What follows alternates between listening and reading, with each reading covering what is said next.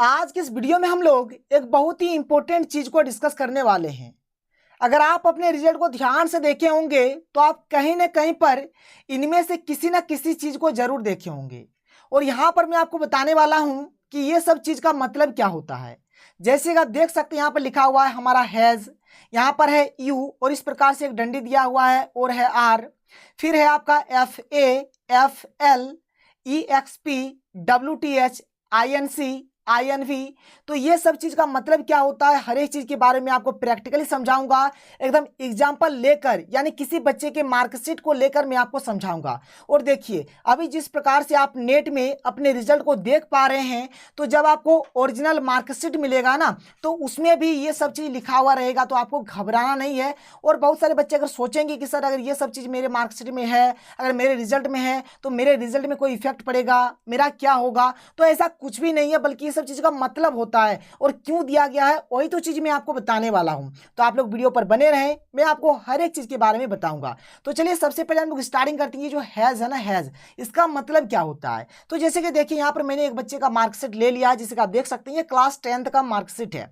और आप भी अपने मार्कशीट को देखिए, आप भी अपने रिजल्ट को देखिए, तो आपको भी कोई ना कोई चीज इनमें से जरूर मिलेगा, ये चीज आप जान लीजिए। तो यहाँ पर मैं आपको हर एक चीज के बारे में बताने वाला हूँ।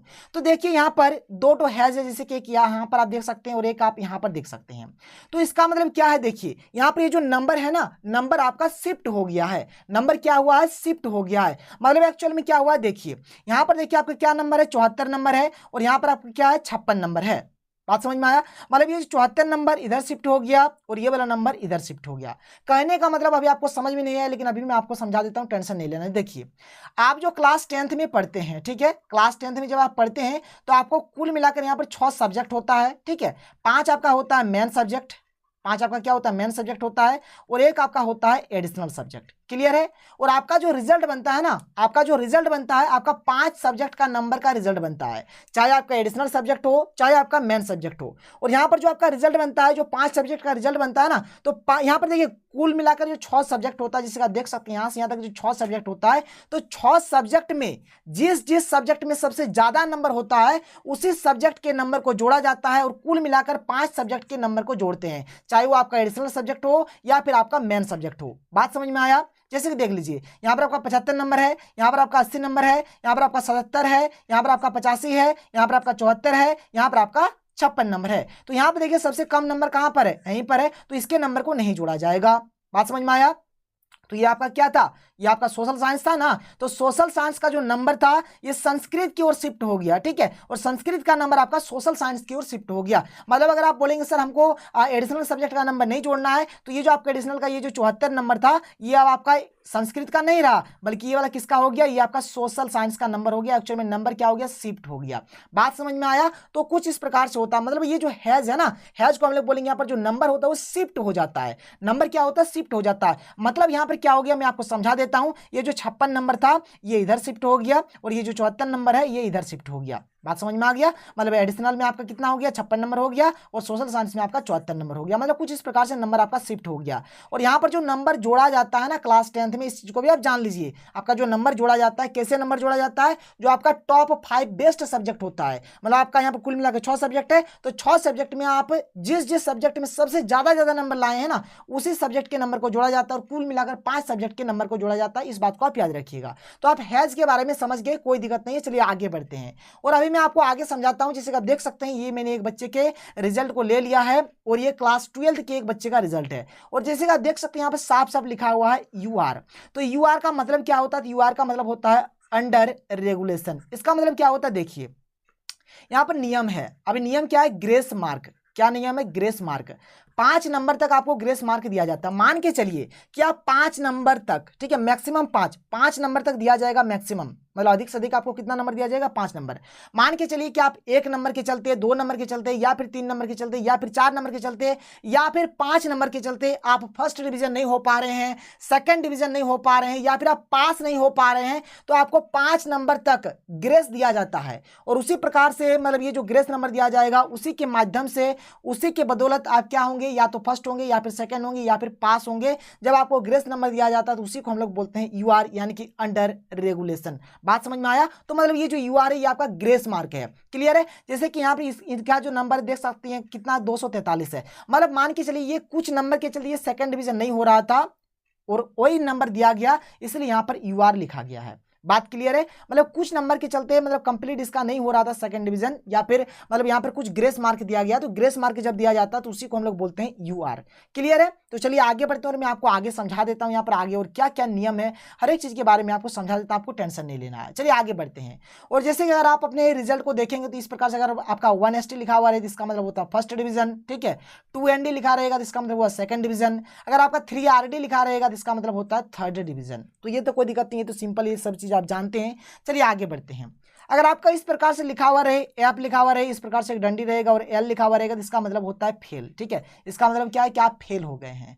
चलिए आगे बताता हूं मैं आपको।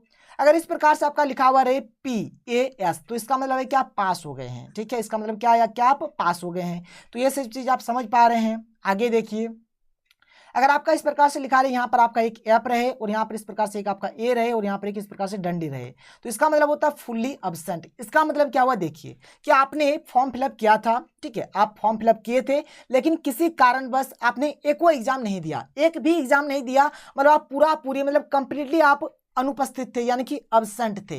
तो इस केस में आपका जो रिजल्ट बनेगा क्या लिखा हुआ रहेगा, FA, ठीक है। आपने फॉर्म फिलअप करवा दिया लेकिन आपने एग्जाम नहीं दिया तो उस केस में आपका जो नंबर आएगा, आपका जो रिजल्ट बनेगा क्या लिखा रहेगा, FA, यानी कि फुल्ली एब्सेंट, मतलब आपका कोई रिजल्ट आएगा ही नहीं, ठीक है। तो ये था आपका FA का मतलब। आगे मैं आपको बता देता हूं, अगर आपका लिखा हुआ है WTH तो WTH का मतलब होता है विथ हेल्ड। इसका मतलब क्या है कि जो आपका बोर्ड है ना, जो आपका बोर्ड है, चाहे कोई भी बोर्ड हो, जैक बोर्ड हो या फिर कोई भी बोर्ड हो, तो ये जो आपका बोर्ड है ना, बोर्ड ने क्या क्या है, आपका जो रिजल्ट है वो होल्ड पर रख दिया है। आपके रिजल्ट को क्या क्या है, होल्ड पर रख दिया है। इसका मतलब क्या हुआ कि मान के चलिए आपके रिजल्ट में कुछ दिक्कत है, ठीक है, बोर्ड को लगता है कि आपके रिजल्ट में कुछ डाउट है, कुछ प्रक्रिया बाकी है आपके रिजल्ट में, तो इसी के कारण क्या क्या है, बोर्ड ने आपके रिजल्ट को होल्ड में रख दिया है। आपके रिजल्ट को बोर्ड अच्छे तरीके से चेक करेगा, मान के चलिए कोई इशू नहीं है तो आपके रिजल्ट को जारी कर दिया जाएगा। तो WTH मतलब क्या हुआ कि ये जो विथ हेल्ड, इसका मतलब क्या है कि बोर्ड आपके रिजल्ट को होल्ड में रख दिया है। अभी जैसे आप किसी के फोन कॉल को नहीं होल्ड में रख देते हैं, तो होल्ड में रख देते हैं तो क्या होगा, जब आप होल्ड को हटाएंगे तब उससे बात होगा, और अगर आप होल्ड पे नहीं रखेंगे तो आपका वही तो बताएगा कि आपके कॉल को होल्ड पे रखा गया है। तो यहाँ पर सेम टू सेम वही चीज होता है, जैसे आप हम लोग किसी के कॉल को होल्ड पे नहीं रखते हैं, उसी प्रकार से यहाँ पर बोर्ड ने क्या क्या आपके रिजल्ट को होल्ड पे रख दिया है। क्लियर है? आगे देखिए, यहां पर लिखा हुआ है, अगर आपके रिजल्ट में कहीं पर भी लिखा हुआ है EXP तो इसका मतलब है एक्सपेल्ड, ठीक है। इसका मतलब क्या हुआ, इस चीज को आप समझ लीजिए ध्यान से। देखिए बहुत बार होता है और इस वर्ड को आप सुने भी होंगे। इसका मतलब क्या होता है, आप समझिए ध्यान से।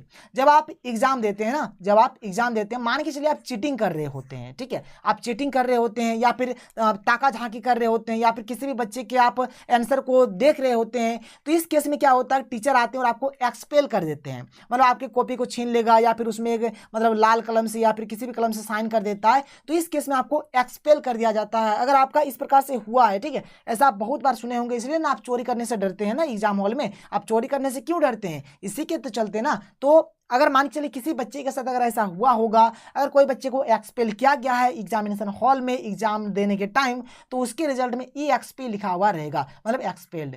कोई दिक्कत नहीं है, समझ पा रहे हैं? चलिए मैं आपको आगे बता देता हूं। आगे देखिए, अगर आपके रिजल्ट में INV लिखा हुआ रहे तो इसका मतलब है इनवैलिड। इसका मतलब आपका जो रिजल्ट है वो वैलिड नहीं है, वो मान्य नहीं है, वो वैध नहीं है, यानी कि वो वैलिड नहीं है। तो इस प्रकार से अगर INV लिखा हुआ रहे तो आपका जो रिजल्ट वो इनवैलिड है, ठीक है। आगे देखिए, अगर आपके रिजल्ट में कहीं पर भी INC लिखा हुआ रहता है तो अभी आपका रिजल्ट इनकम्प्लीट है, यानी कि आपका रिजल्ट अभी कंप्लीट नहीं हुआ है। तो अगर आपके रिजल्ट में कहीं पर भी अगर INC लिखा हुआ रहे तो आपको घबराना नहीं है, ये आपको नहीं सोचना है कि हमारा रिजल्ट नहीं आ रहा है, हमारा रिजल्ट नहीं आया है, तो ऐसा नहीं है, आपका रिजल्ट कंप्लीट हो सकता है। अगर जैक चाहेगा, मतलब जैक के द्वारा अभी आपका जो रिजल्ट है वो इनकम्प्लीट है, इसलिए आपका रिजल्ट प्रकाशित नहीं हुआ है, ठीक है, या फिर किसी भी तरह से कोई इशू होगा तो आपका रिजल्ट अभी इनकम्प्लीट है। तो देखिए इनकम्प्लीट वाला कंप्लीट हो सकता है, वही चीज को मैंने यहाँ पर लिख दिया कि रिजल्ट आपका कंप्लीट हो सकता है।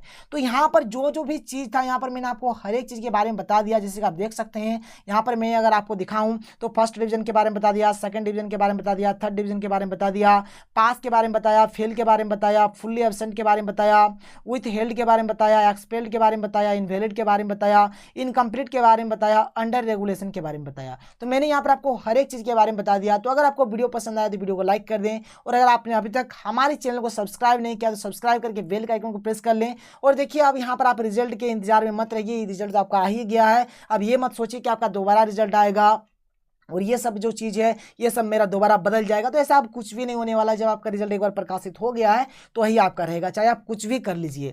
हाँ, ये हो सकता है कि आप चाहे तो कंपार्टमेंटल एग्जाम दे सकते हैं, अगर आप अपने रिजल्ट से खुश नहीं है तो आप इंप्रूवमेंट का एग्जाम दे सकते हैं, तो ये सब चीज़ आप कर सकते हैं। तो यहाँ पर मेरे अकॉर्डिंग जो भी होगा कि आप जो आगे करना चाहते हैं, आप आगे जो भी पढ़ना चाहते हैं, आप पॉलिटेक्निक करना चाहते हैं या फिर ITI करना चाहते हैं, या फिर आप आर्ट्स लेना चाहते हैं, साइंस लेना चाहते हैं, कॉमर्स लेना चाहते हैं, आप जो भी चीज़ करना चाहते हैं, बस अब आप आगे का ध्यान दीजिए। और आगे आपको जो भी चीज़ करना है आप एक बार हो सके तो कमेंट सेक्शन पे कमेंट करके ज़रूर बताएं कि सर हम ये चीज़ करना चाहते हैं, तो मुझे भी पता चलेगा कि आप लोग क्या करना चाहते हैं। उसी प्रकार से मैं आप लोगों को वीडियो दूंगा। और मान के चलिए आपको किसी भी प्रकार का कोई डाउट रहता है, कोई भी चीज़ पूछना है आपको, तो आप नीचे कॉमेंट सेक्शन पर कॉमेंट करके पूछ सकते हैं। तो मिलते हैं अगले वीडियो में। Thank you. जय हिंद।